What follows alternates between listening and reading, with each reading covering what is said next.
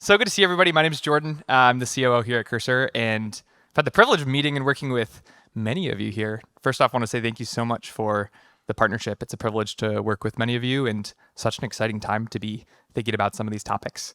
For this last session, we thought we would bring together three amazing leaders working on the frontier of AI coding to talk a little bit more about what they're seeing inside of their organizations. So I'd love to invite to the stage Chris from Intuit, Ryan from DoorDash, and Taroon from Atlassian. Welcome, guys.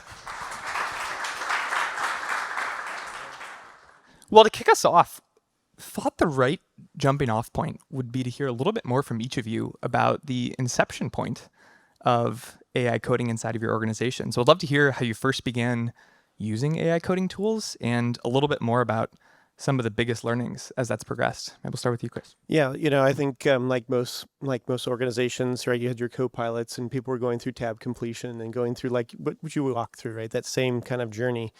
And as we walked through that journey, at first was like, hey, are we getting value out of this? And then, so people were like questioning the value, walking through that. How do you measure that? Putting the measures in place. And then as it got better and better, moving along in that cycle and it going to AI assisted development, then we started actually seeing the acceleration. We started seeing the actual benefits because we had the measures and the metrics in place. What is your PR velocity? What is your release velocity? What are these things that you're measuring? And then getting to agent driven development where we are now, just watching this thing just go skyrocketing. We're driving a program, we call it 3X, and that's 3X from what we call idea to release, not just 3X coding, 3X from idea to release. And that's where we're headed because we see that this is now the art of the possible just in the last 90 to 120 days. That's awesome. Turn Kirsty. Yeah, for us, the journey is very similar. I think we started very early January, February 2023. So it started with coding assist all the way to agents. And we are at this journey, which seems very similar to what you talked about earlier, where our teams are obviously most of the engineers are using AI. They are using agents in an interactive fashion. And then we have a set of engineers who have really seen the unlock where actually they're managing a flock of agents that are either running in cloud or running in multiple terminal windows. And we are seeing the gains as a result of that, both in terms of the throughput as well as in terms of speed of delivery. And especially for a lot of 0 to 1 use cases, you really see that acceleration. So that part has been really positive. The part where we are really figuring out and I would say some of the challenges or the next set of challenges is we've got a team of about 6,000 engineers. And if you go look at our org, there are pockets where you see that unlock because either there's some of the engineers who have really figured out how to use these flock of agents, or there are teams which have adopted processes to go automate parts of SDLC beyond coding, some of the examples you talked about. But for us, the next frontier is how do you take that and really scale it to the entire organization? And that's what we are figuring out right now. Your graphs represented our exact journey. I mean, it would feel very average, I guess, against your graphs and everything that everybody else said. I will say, though, that probably in early 25, we had a few enthusiasts, some of our most senior cohorts that were able to make reasonable progress with the models at the time. In April of this year now, we have about 70% of our software written by agents, and our most senior engineers are the biggest proponents, and that bit flipped like the same as with everybody, somewhere around, Opus 4.5 or 6. Yeah. And now it's changed the trajectory of the company as a result. Related to this, one thing that I find interesting is across all of your companies, across Intuit, across Atlassian, and across DoorDash, you work in this environment where you're managing many applications, either homegrown things, stuff that's come in the door through M&A. I'm curious what you've seen transition the most across the entire SDLC and how you've rethought some of those pieces as you've introduced these tools, or maybe even some of the challenges you've run into along the way. So, as we broke down our PDLC going from idea to release, we went through each methodical block. And as we saw, we accelerated coding, but really coding, when you got down to it, 30% of time was coding. The rest of the time they were spent doing what we call the RDR loop, which is research, design, and requirements. And then 25% was on the outer loop, which was all of operational management, and then 15% meetings. So we started breaking that down very methodically, and then how do we apply agents in all of those different loops? And as we found was that actually you were talking about the production incident, we now have an agent that 45% of the time, it finds the root cause of an incident in 5 minutes, accurately pinpoints it to the exact place of where that's occurring. So that's now actually possible. And then on the front side, you see PR agents, so our PRD agents, that are formatting and driving this set of PRDs. Then we have another agent that breaks that down into stories. Then those stories get picked up by another coding agent. That coding agent then codes those stories and then prepares them for being reviewed. And then you have the quality agent that's reviewing that code and is judging the code, and then has the architecture that's judging the architecture for it. So you start building this series of agents throughout the entire PDLC by breaking it down. And it's really amazing to see. Now, some of those things are early and some of them are more mature, but you can kind of see where it's a mindset shift, and we're shifting left so much that the agents we're telling them we have what we call code craft, which is all of our architecture rules, all of our security requirements, all of that is fed into the context. So you don't have to catch the bugs at the end. It actually writes it the right way to begin with. So shifting left with your agents as well. That's pretty cool. Very interesting. Ryan, maybe we can jump to you for a second. I know one thing we've talked about a lot with your team is you guys have brought on through M&A several other companies in the delivery space as well. A big project has been, how do you integrate 3 very different applications and set of infrastructure into one? And how do you actually reimagine the software development lifecycle to do that? Curious what some of the biggest learnings have been at DoorDash. Without AI, there's no chance of bringing 3 companies together and completely replatforming. So, what was an audacious and ambitious goal to get us together over the course of about 18 months would not have a prayer without it. But we still spend so much time in human factors, human arguments and debates, and we're separated by 10 hours of time zone because one of our companies is in Finland and one of them's in London, and that's still the most problematic part. So we're not as orchestrated as your SDLC yet, and we're still trying to figure it out. We have a massive you kind of caught by surprise in switching to a monorepo and having 10x the amount of software. So we have a massive CI problem. I'm sure many of you are fighting that. I was talking to Taroon on the way in here about that we're still working through. Our code review problem we've kind of solved. We've gone in-house with a dev bot, and we had Graphite previous to this, but that's helping us a ton with review. But we still have a CI problem and a build problem that we're working through. But without AI, no chance. I mean, the software is the easy part. It's now probably 5% of the time spent for the engineer versus, what was previously about 30. Still a ton of human things. We went to a set of teams that we try to get fully autonomous first, about 10 teams, kind of learning from them and how to change and modify our SDLC, where to change review cycles, how to get our designers to be sort of more in the loops up front, et cetera. So we're going through the same progressions that I think many are. It's interesting to see how everybody lands at the same place in the end. Yeah, totally. We've heard this from a lot of our customers as well, which is historically when you think about the software development lifecycle, the plan, design, write, review, test, deploy, you saw this curve that looked almost like a bell curve, where developers spend comparatively little time at the beginning and the end, but a lot more in the middle. And as AI is eaten more and more in that middle, you almost invert that curve as more time starts to get spent at the beginning and the end. I know it's been a big topic at Atlassian as well.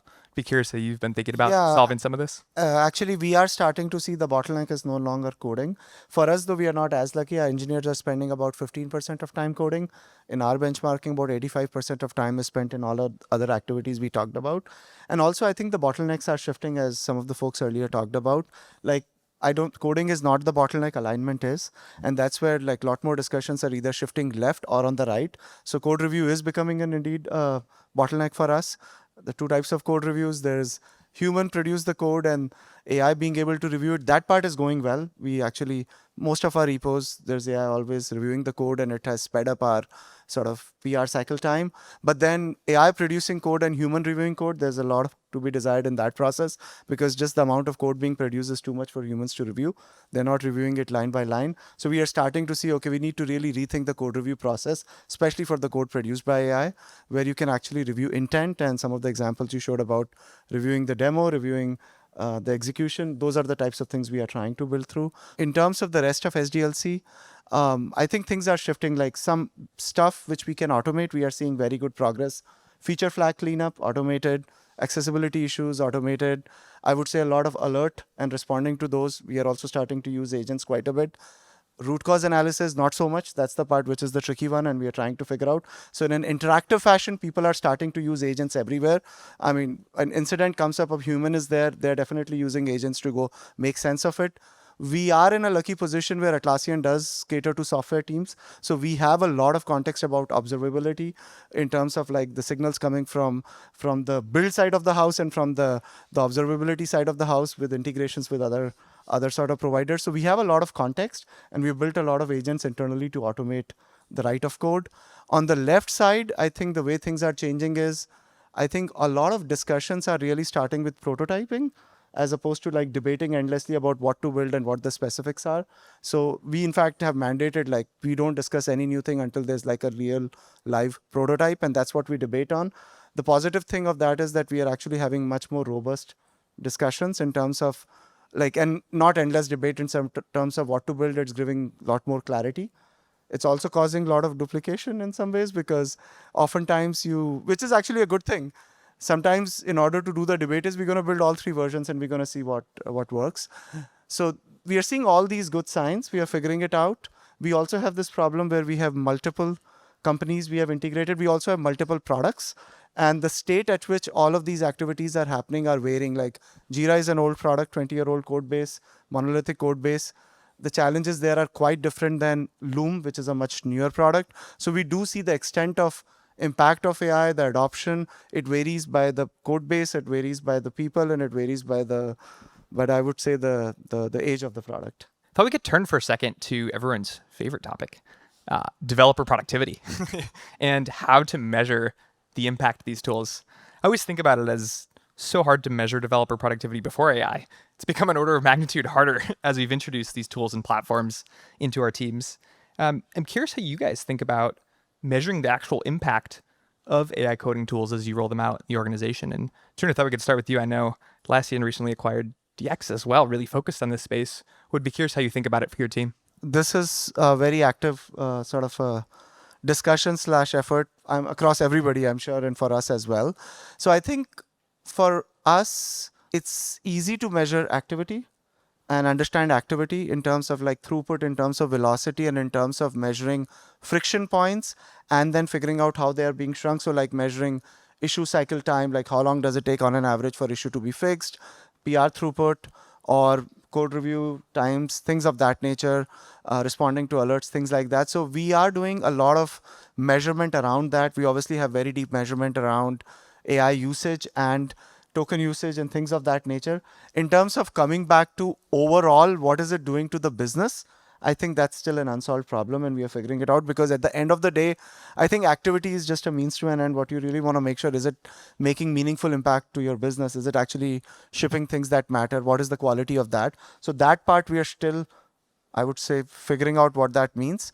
The other part also is, because we are very early, I think we are a lot more paying attention to qualitative metrics in addition to quantitative metrics. So a lot of energy is also going into, and that goes back to DX, is around surveying engineers in terms of truly if they are feeling that they are becoming productive, what parts of SDLC they are still finding friction in, what are the new patterns of friction that are emerging, can they do without the tools that they're using. So we are also paying a lot of attention to qualitative feedback. And then maybe the last piece, and I'll stop, is with DX, there are some level of tooling in terms of doing longitudinal analysis of like folks who were not using AI, and then they started to use this flock of agents very actively. What changed in terms of their developer satisfaction? So that's another angle we are looking at right now. That's great. Ryan, I'm curious how you all have thought about this as well. It's hard of a proxy other than PRs, and that doesn't necessarily work. But what we've done is we've challenged a few teams, and we found that smaller teams, the pod stuff that you guys talked about earlier, is probably the best unit of a team, somewhere around 5 or 6 people. And we've challenged 5 or 6 people in these little pods to bring in, complete feature roadmaps, not feature roadmaps, like software suite roadmaps, right, to compete with the likes of some of our competitors in spaces where it was previously like a 9-month roadmap of a team of 15, and said, 5 of you have a month. Frankly, they're working harder, right, but they're motivated to work harder. But the second time they do, and you ask the same team again, they're working smarter, their skills inventory is getting deeper, et cetera. And so you do have to work harder to overcome the initial friction. But what we're having to do is retrain all of our previous held beliefs of like how long it takes to write software, how many humans it takes to write software. And they're still really in the life cycle. It works best when some of my managers sort of just jump in. the other day was a significant reorg in Europe, and the product and operating team was complaining that 20 engineers had been removed from their space, and how were we going to get all the work done? So the manager themselves, as a vice president of engineering, decided to just jump in the backlog, and over 2 days finished every single one of them, and then went back to him and said, "There is nothing in this backlog, so you guys better get to work." So I mean, that's taking the bull by the horns and sort of seeing what can happen. So inspirational stuff and what can happen. But small teams are much more fulfilled and are much faster, frankly. Yeah, we created what we called alpha teams. So we have MailChimp, we have TurboTax, we have QuickBooks, and we have Credit Karma. So very different products. And we went and picked 2 to 3 teams out of each one of them, called them alpha teams. And they work very closely with the developer efficiency or developer productivity teams. And so they do a tight loop where we have a hypothesis. The hypothesis becomes a proof package and it goes out to an alpha team. And they got to go build something for the product. So they're not just testing out something, they're building something that way. And then they come back with a feedback of saying, yep, this part of this hypothesis worked or this didn't. We then put that back into a release package and then we give it back to them and try it with the next set of teams. And we iterate very closely. So they're doing their work while proving out hypotheses, and we call those proof packages. And then when we get a good one, we call it a release package. And then we hand that out to the other 8,000 engineers and the rest of the organization. So we just kind of stay in this very tight loop with these alpha teams. And then we took our top engineers because it's those tight little teams of like 5 people with a lead and then going very tight and fast that you get all this greatness from. And then having, a set of PMs, we call it like role fluidity, because sometimes the engineer actually will play the product role. Sometimes they'll play the design role because it may be a small feature change. And sometimes you have the designer or the PM creating code and generating the code, because we see that we're seeing 2 loops start to occur. You have a top loop and a bottom loop, where your PM and XD can now make all the experience changes, just generate the code and do a PR request, gets reviewed, and you're done. So they can run their loop very fast while the bottom loop can run independently. So you start to see efficiencies where you used to have that very high cost of going to your UI engineer and back and UI engineer and back, just freed up this whole top loop to just start innovating at speed. We had one designer, and I'll finish up.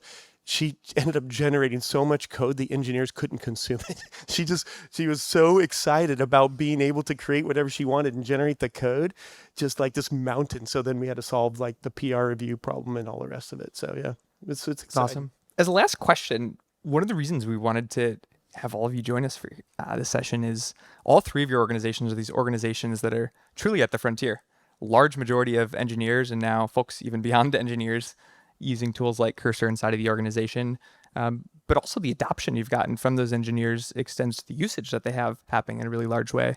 For the CIOs, CTOs, engineering leaders that we have here today, I'm curious if you had one piece of advice for them to think about increasing the AI forwardness of their engineering organization, what that would be. Maybe we can start with you, Taroon. I would just say we are still pretty early, so create a lot of room for experimentation and learning, because I think we are all just starting to scratch the surface of where we start to use and leverage this for what part of SDLC. And despite everything, there's still a lot of gains to be had. So just creating enough room for experimentation, budget, and skilling is what I would say. Mandate that you get to 98% of software being contributed by agents as quickly as you possibly can, and you can move there. We'll be there in about 2 more months, and it seemed insurmountable in January, right? So I think that's table stakes. That's absolutely just kindergarten from there. How do you mandate that? You just mandate it. You just, you're in charge.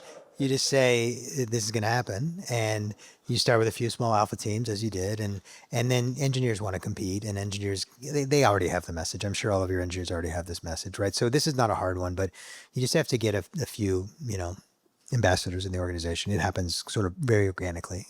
Engineers copy paste behaviors that are rewarded. So do that, and then secondly, I think you have to just provide constraints, which the biggest constraint you have at your disposal is time.